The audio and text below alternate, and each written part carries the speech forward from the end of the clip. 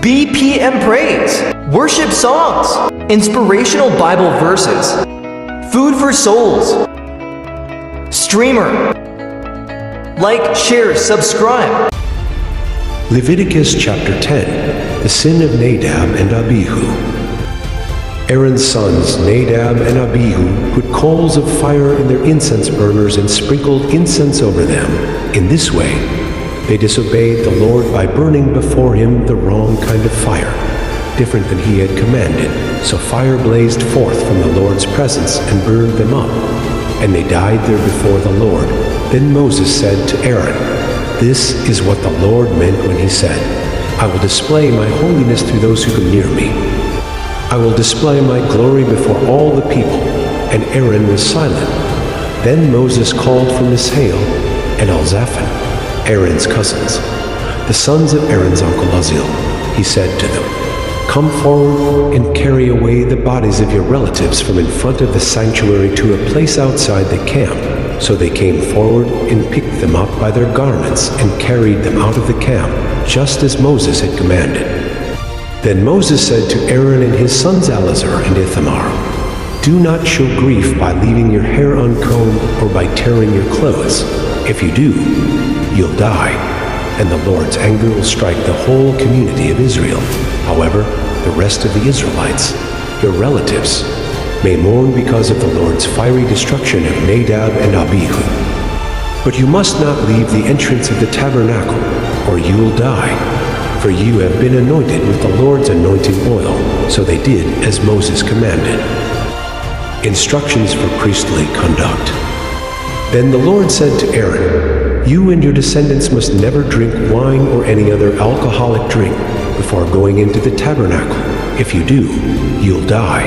This is a permanent law for you, and it must be observed from generation to generation. You must distinguish between what is sacred and what is common, between what is ceremonially unclean and what is clean. And you must teach the Israelites all the decrees that the Lord has given them through Moses." Then Moses said to Aaron and his remaining sons, Eleazar and Ithamar, "Take what is left of the grain offering after a portion has been presented as a special gift to the Lord, and eat it beside the altar. Make sure it contains no yeast, for it is most holy. You must eat it in a sacred place, for it has been given to you and your descendants as your portion of the special gifts presented to the Lord. These are the commands I have been given, but the breast and thigh that were lifted up as a special offering may be eaten in any place that is ceremonially clean. These parts have been given to you and your descendants as your portion of the peace offerings presented by the people of Israel. You must lift up the thigh and breast as a special offering to the Lord, along with the fat of the special gifts. These parts will belong to you and your descendants as your permanent right, just as the Lord has commanded." Moses then asked them what had happened to the goat of the sin offering when he discovered it had been burned up. He became very angry with Eleazar and Ithamar, Aaron's remaining sons. "Why didn't you eat the sin offering in the sacred area?" he demanded. "It is a holy offering. The Lord has given it to you to remove the guilt of the community and to purify the people, making them right with the Lord.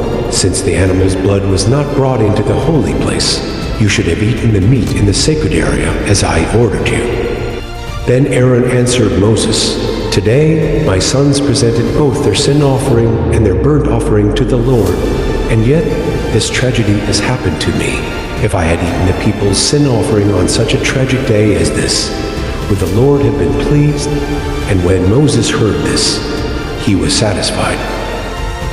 Thank you for watching. Please subscribe, comment, and like for more.